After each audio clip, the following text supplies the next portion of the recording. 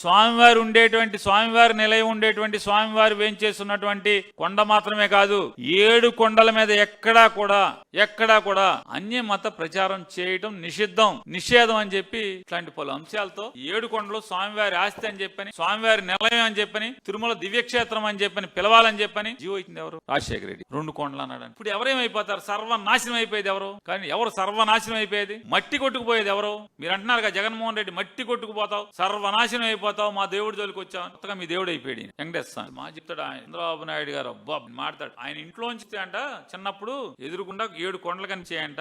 ఆ 7 కొండల నుంచి వచ్చేటువంటి ఆ పవిత్రమైనటువంటి జలతారులు లాంటి ఆ గాలి ఆయనకి తగిలి ఒక్కసారి జిల్లుమనేదంట, స్వామివారు ఆయనకు వచ్చినట్టు ఉండేదంట. ఆ అనుభూతి అద్భుతమైన అనుభూతి అంట. దాంతో ఎప్పుడు కూడా తప్పు చేయకూడదు, పాపం చేయకూడదు అని చెప్పనేది లేదండి. ఇది ఎట్లా ఉంది అంటే రోజు 100 కోళ్లను తినేసే తోడేలు సాయంత్రానికి ప్రవచనాలు చెప్తా ఉంటది. ఆ మోడల్లో ఉన్నది తప్పితే వేరే ఉంది.